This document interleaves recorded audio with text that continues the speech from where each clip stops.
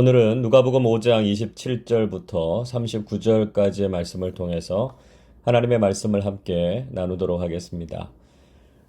오늘 본문에서 예수님께서는 세리였던 레위를 부르셨습니다. 27절 보시죠. 그 후에 예수께서 나가사 레위라 하는 세리가 세관에 앉아 있는 것을 보시고 나를 따르라 하시니. 세리는 우리가 이미 알고 있는 것처럼 유대인들에게는 민족의 배신자였고요. 정직하지 못하고 죄인의 대명사와도 같은 사람들이었습니다. 예수님께서 세리를 제자로 부르셨다는 것이 보여주는 것은 무엇입니까?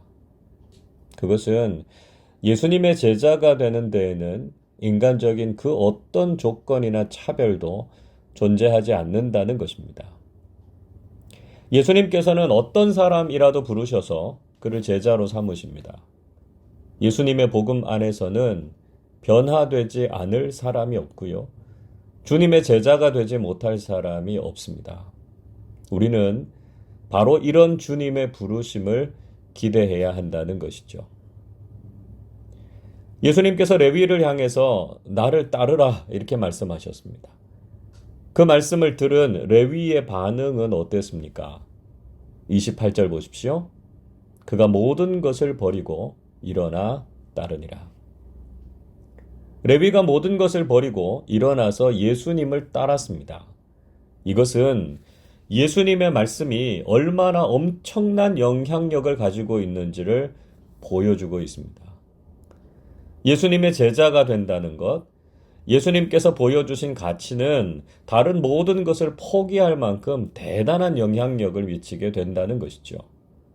우리는 세상의 모든 것을 버리고 주님의 제자가 되는 일에 모든 가치를 두고 살아야 됩니다.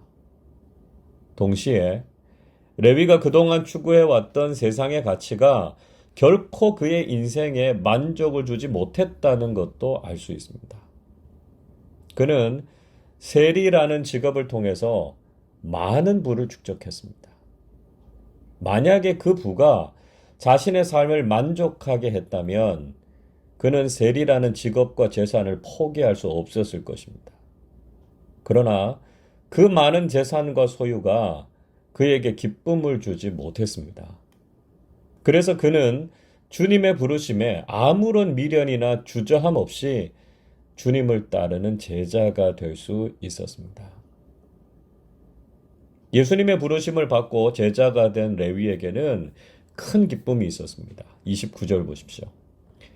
레위가 예수를 위하여 자기 집에서 큰 잔치를 하니 세리와 다른 사람이 많이 함께 앉아 있는지라.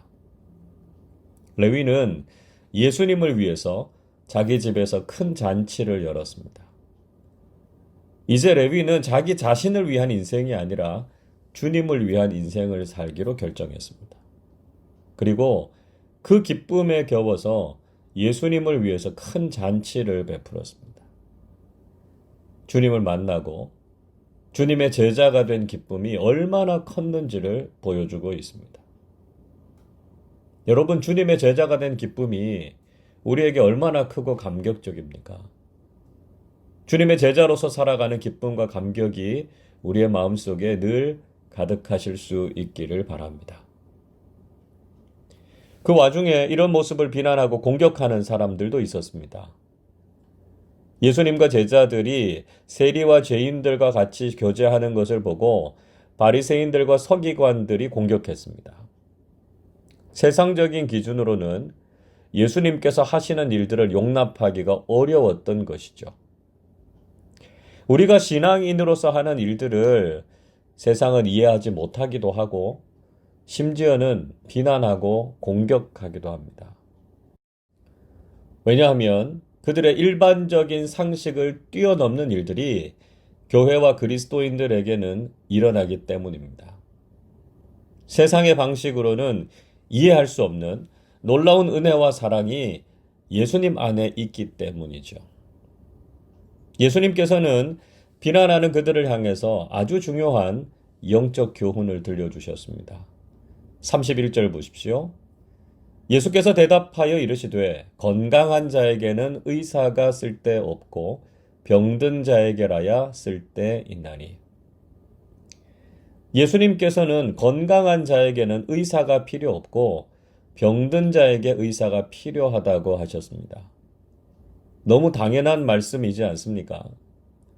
그러면 예수님께서는 바리새인들과 서기관들이 영적으로 건강하고 아무런 문제도 없어서 예수님이 필요 없다 이렇게 말씀하시는 것입니까?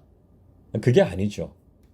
예수님께서는 정반대의 의미를 말씀하시고 있습니다. 자신이 병들었다는 사실을 인지하는 사람들은 의사를 찾습니다. 그러나 정작 자신이 중병에 걸려 있음에도 불구하고 그 사실을 모르는 사람들은 의사가 필요 없다고 생각한다는 것이죠. 세리와 죄인들은 오히려 자신들의 죄를 깨달았기 때문에 영혼의 의사이신 예수님을 영접했고 기쁨으로 잔치를 벌였습니다. 그러나 스스로 건강하다고 자부했던 유대 종교 지도자들은 그들이 영적으로 죽어가고 있음에도 불구하고 예수님을 받아들이지 않았던 것이죠. 그래서 예수님께서는 당신이 오신 목적이 무엇인지를 밝히 말씀하셨습니다. 32절 이렇게 말씀합니다. 내가 의인을 부르러 온 것이 아니요 죄인을 불러 회개시키러 왔노라. 예수님은 의인을 부르러 오신 것이 아니라 죄인을 불러 회개하게 하시기 위해서 오셨다 이렇게 말씀하셨습니다. 예수님은 스스로 의인이라고 생각하는 유대 종교 지도자들을 위해서 오신 것이 아니라는 것입니다. 사실 그들도 결코 하나님 앞에서 의인이 아니죠. 그래서 모든 사람들에게는 예수님이 다 필요합니다. 그러나 자신이 죄인임을 깨닫고 예수님이 필요함을 느끼는 사람들에게 죄사함과 구원의 은혜를 주신다는 것이죠. 여러분, 우리는 모두가 다 죄인임을 고백하고 주님께서 주시는 회개와 구원의 은혜를 누리는 사람들이 되어야 합니다.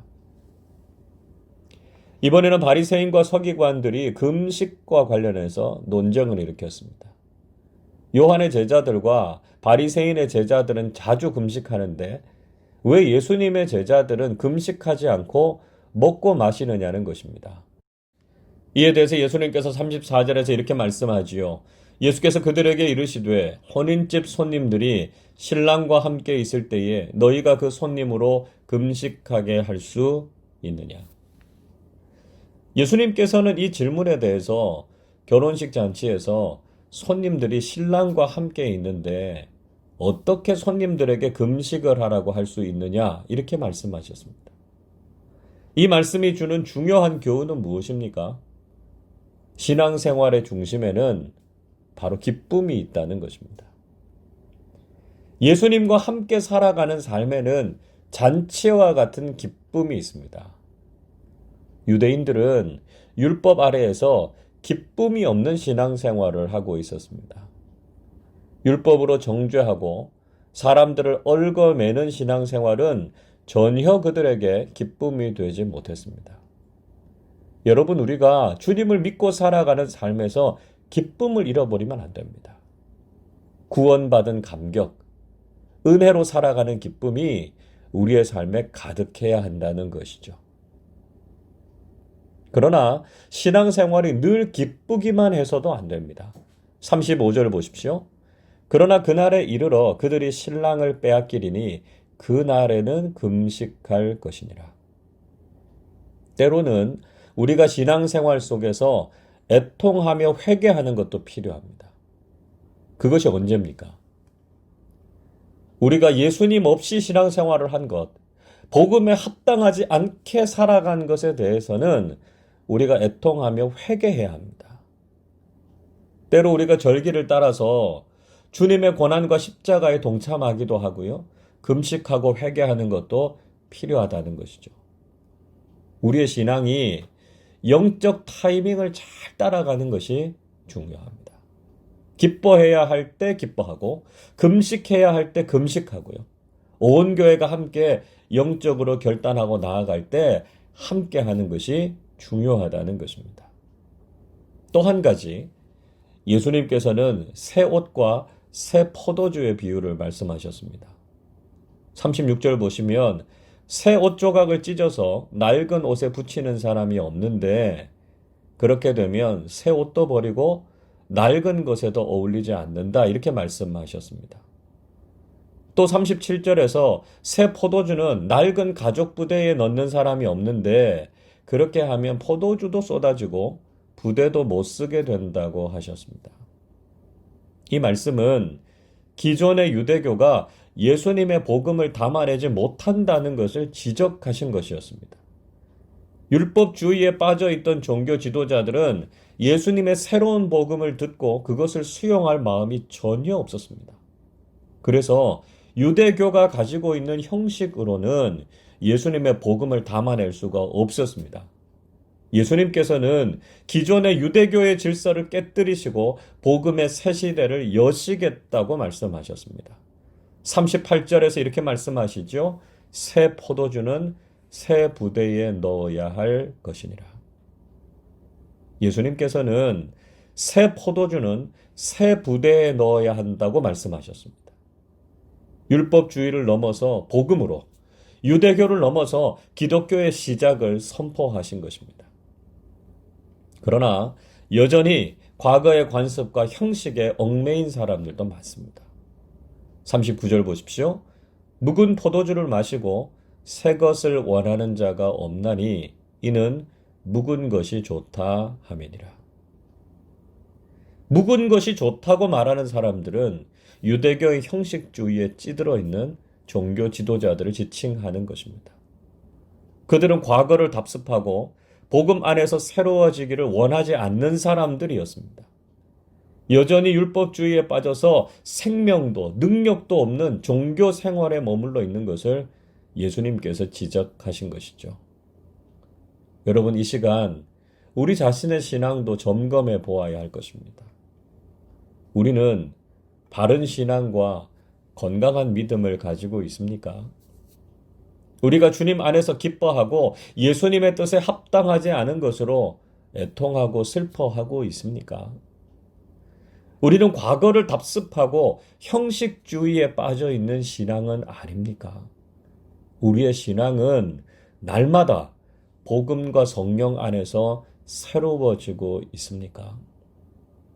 우리도 주님의 말씀 안에서 변화되고 새로워지는 신앙인들이 되어야 합니다.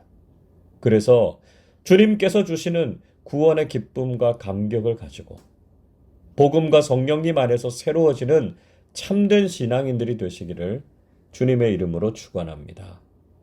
기도하겠습니다. 죄인인 우리를 찾아오셔서 하나님의 자녀로 삼으시고 구원의 은혜를 베풀어 주신 하나님의 사랑에 감사를 드립니다. 우리 자신들이 어찌할 수 없는 죄인임을 고백하고 예수님이 꼭 필요함을 깨닫는 사람들이 되게 하여 주옵소서. 그래서 이제는 예수님을 위한 삶을 살게 하시고 주님 안에서 기쁨을 누리는 삶을 살게 해 주옵소서. 우리의 신앙의 모습 가운데서도 변화되지 않는 모습, 과거를 답습하는 잘못된 신앙의 모습은 없는지 반성하게 하시고 늘 복음과 성령 안에서 새로워지는 신앙인들이 되게 하여 주옵소서. 오늘도 저희들의 삶 속에서 주님의 제자로서의 모습이 나타나게 하시고 주님께서 사랑하시는 사람들에게 복음과 생명을 나누는 사람들 되게 하여 주옵소서. 감사드리며 우리 주님 예수 그리스도의 이름으로 기도하옵나이다. 아멘.